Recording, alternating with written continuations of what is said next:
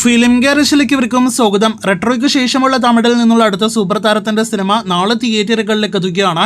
അത് thug life എന്ന സിനിമയാണ്. പൊന്നിയൻ സെൽവൻ സീരീസുകൾക്ക് ശേഷം മണിരത്നം സംവിധാനം ചെയ്ത് കമലഹാസൻ നായകനെ എത്തുന്ന STR, തൃഷ തുടങ്ങിയവരൊക്കെ അഭിനയിക്കുന്ന സിനിമ നാളെ ജൂൺ 5 തിയേറ്ററുകളിലേക്ക് എത്തുമ്പോൾ ആവേശത്തോടെ കാത്തിരിക്കുകയായിരിക്കുമല്ലോ സിനിമയുടെ ആദ്യ അഭിപ്രായങ്ങൾ അറിയാനായിട്ട്.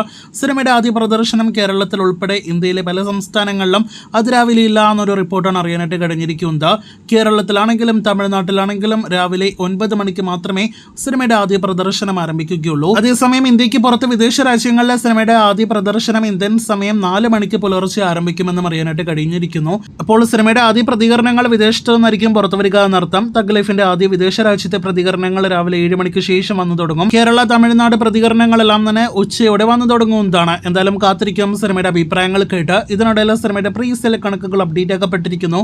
അത് പ്രകാരം കേരളത്തിൽ 50 ലക്ഷം കേരള പ്രീസെൽ ഗ്രോസ് കടന്ന സിനിമ തമിഴ്നാട്ടിൽ നിന്ന് 8 കോടി രൂപയ്ക്ക് മുകളിൽ കളക്ഷൻ കടന്നപ്പോൾ വേൾഡ് വൈഡ് പ്രീസെയിലായിട്ട് 20 കോടി കളക്ഷൻ പിന്നിട്ടിരിക്കുകയാണ്. ഇന്ത്യയിൽ മാത്രം അതിൽ 12 കോടിയോളം കളക്ഷൻ ഉണ്ട്. അപ്പോൾ നല്ലൊരു world wide Tamil Nadu presale collection Kamal Haasan cinema നേടിയെടുത്ത് കഴിഞ്ഞിരിക്കുന്നു. ഇനി ബാക്കിയെല്ലാം തന്നെ നാളത്തെ അഭിപ്രായങ്ങൾക്ക് ശേഷം കണ്ടറിയാം. നമ്മുടെ സൗത്ത് ഇന്ത്യയിൽ നിന്നുള്ള വലിയ സിനിമാറ്റിക് യൂണിവേഴ്സ് ആണല്ലോ LCU. ഇപ്പോഴത്തെ ലോകേഷിന്റെ സിനിമാറ്റിക് യൂണിവേഴ്സിലേക്ക് നമ്മുടെ നിവിൻ പോളി കൂടി ജോയിൻ ചെയ്ത് കഴിഞ്ഞിരിക്കുകയാണ്.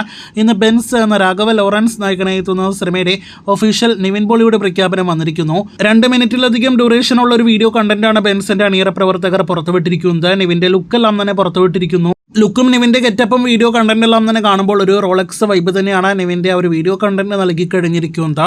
എന്തായാലും സിനിമയിൽ നല്ല പ്രകടനം കാഴ്ചവെക്കാൻ കഴിയട്ടെ എന്ന് ആശംസിക്കാം. അപ്പോൾ ബെൻസിൽ നിവിൻ പോളി ജോയിൻ ചെയ്യപ്പെട്ടിരിക്കുന്നു. കാത്തിരിക്കാം ബെൻസിന്റെ കൂടുതൽ വാർത്തകൾക്ക്.